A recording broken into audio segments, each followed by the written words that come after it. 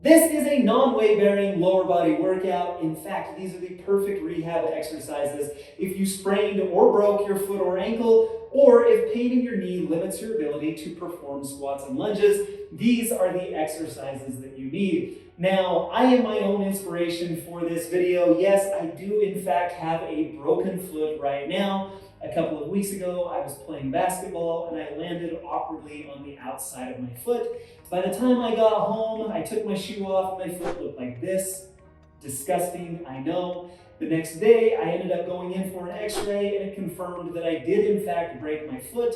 I broke my 5th metatarsal bone, basically the long bone in your pinkie. That is broken on me. Now, unfortunately, that means that I am non-weight bearing on this foot. I can't put any weight through it for about the next 4 weeks. Yes, that is a bummer. Yes, I was very upset about that.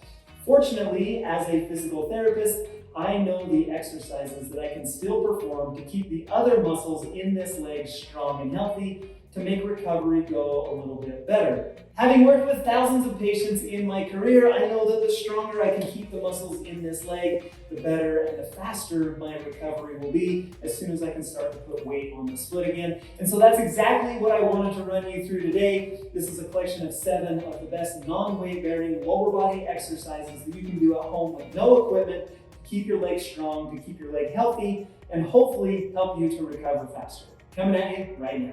Now, before we jump right in with exercise number 1, I told you the story of my broken foot. I would love to hear from you. How did you injure your lower leg? Leave me a comment down below. Also, if you do find this routine useful, do me a favor, hit the thumbs up button down below, as that really helps to get it out to more people here on YouTube, enables me to help even more people. And thank you so much for doing that in advance.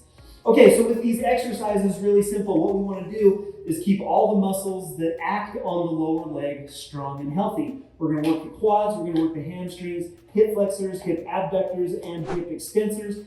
And this is how we're going to do it. Exercise number 1 is going to be a quad set or a quadriceps set. What we're going to do is just set this quad muscle. We're just going to work on contracting this quad muscle right here on the top of the leg. What we're going to do is with our leg out straight, we're going to fire this quad muscle right here on the top of our leg. So as I contract that, what I'm envisioning is trying to push my knee down into the ground. I'm going to hold that for about 3 to 5 seconds, and then I'm going to relax. This quad muscle is so vital in the health of your lower leg, in walking, in stairs, and climbing, in a lot of things. We want to keep this one nice and strong. This is a great exercise to do it. 3 to 5 second holds, and then I tell people to do that 30 to 40 to even 50 times. So we're doing about 3 sets of 10 to about 3 sets of 15 on these quad sets.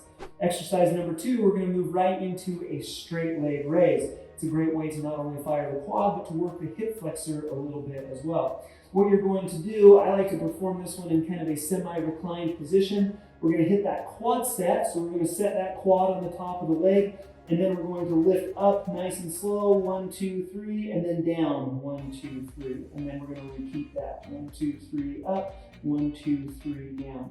The important part here is that I don't want there to be any bend in your knee. So if you're doing it like this, we're kind of missing the mark a little bit. We want that quad to be nice and strong, nice and fired, a nice tight contraction as we're lifting the leg up and down.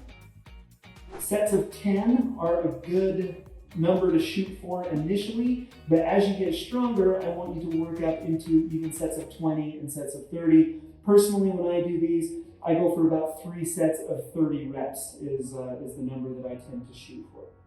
Okay, next we're going to roll onto our side and we're going to do some side-lying hip abduction. So these are those muscles right here on the side of your leg. When you're non-weight bearing, those get really weak really fast. They are crucial to so many movements. It's important that you keep them strong. Here's how we're going to do it. I'm laying on my left side, my injured leg is up. There's a bend in my left leg. Now what I want to do is keep this right leg straight and focus on lifting my heel up towards the ceiling and then right back down. So it looks just like this. What you need to do is keep your hip pushed forward and lead that motion with your heel. So I'm trying to pull my heel up towards the ceiling. You're going to feel this right back here in this glute muscle. It's your gluteus medius is the muscle that we're trying to hit with this. Once again, 3 sets of 10 is a good number to shoot for initially, but make sure you try to continue to challenge yourself, continue to progress yourself as you get stronger. Because we're not using weights or bands with any of these, you can feel free to push the reps a little higher, 20 and even 30 reps per set. That's what that one looks like. Up next, we're going to get into the hip extensors, the glute muscles. And so I'm going to actually kneel down on all fours, just like this. Now, let's do some donkey kicks for the hip extensors. With my knee bent, what I'm going to do is focus on lifting my sole of my foot up towards the ceiling and then right back down. So we're firing the glutes, we're firing these glute muscles right here in the back to drive my knee behind me and the sole of my foot up towards the ceiling. So it looks like that. So start with 3 sets of 10, work up into 3 sets of 20, and even 3 sets of 30 as you're doing these donkey kicks. And then one more exercise down here in this kneeling position. We're going to work on the deep hip rotators with an exercise that I call a fire hydrant. I'm going to let you try to figure out why. We're right here, the leg is bent at 90 degrees, and then what I'm going to do is drag my knee out to the side. That's coming right towards the camera. Raise it up as high as I can, and then come right back down to that starting position. Again, we're working on those deep hip rotators with this. The foot and ankle is in a very nice protected position as we're working on those muscles up in the hip that are going to help us to stabilize our leg later. And so 3 sets of 10 is a good number to shoot for. Increased reps as tolerated, up to 3 sets of 20 and even 3 sets of 30 on these fire hydrants.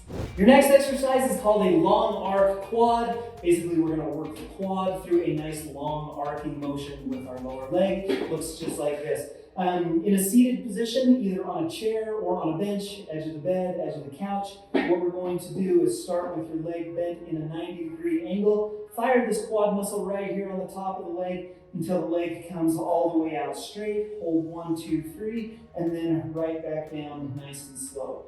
So it looks just like that. So the quad set, the first exercise that we did, was an isometric contraction at your knee, meaning the quad was firing but nothing was moving. Now, what we want to do is actually start to take that lower leg through a little bit of some range of motion in order to work that quad even just a little bit harder. As you're not weight bearing on that leg, as you're not weight bearing on your injured leg. And so 3 sets of 10, once again, is a great number to start with. Work your way up as you can. Currently, I'm doing about 3 sets of 30 of these. Sometimes I'll even just set like a 5-minute timer and just go for that amount of time with it. Our last exercise is going to be for your hamstring muscles. These are these big muscles right here on the back of your leg. Let's do some standing hamstring curls. What you're going to do is come to a counter or a table or in a door frame, somewhere that's nice and sturdy that you can hold on to and support yourself. We're going to start with both legs down in this extended position. Fire these hamstring muscles on the back of your leg to pull your ankle, to pull your heel up towards the ceiling. Hold 1, 2, 3, and then slowly return right back down. And so again, the contraction, you should feel that right back here in the back of your leg as you're doing these standing hamstring curls. Now for me, I spend a lot of time with that knee bent while I'm trying to be non-weight bearing on it, while I'm trying to keep my weight off of it. And so this one actually feels really good to just kind of fire up those hamstring muscles and work some of that tightness that is developing in my knee out of it. Looks just like that. So you're going to do about 10 reps, 3 sets of 10 reps of those is a good number to shoot for initially. We're going to work our way up to 3 sets of 20, 3 sets of 30. Again, because it's non-weight bearing, there's no weight on it, there's no resistance to it. You can tend to push these a little bit higher with a little bit higher rep ranges. Now, if you're non-weight bearing on your foot, I assume it means you're using some type of a mobility aid, either crutches or a scooter or something like that. As soon as I found out this was broken, I jumped online and I bought quite a few of those. I've been using them and I actually put together a review of what I like about them, what I don't like about them, and some of the options that are available to you. If you're interested in checking out that video, I've got a link right here. Be sure you check that out. For some reason, YouTube thinks that you might like this video right here, so I hope that that one's useful to you as well. Thanks so much for watching here on Tone and Tighten, and I hope to see you again soon.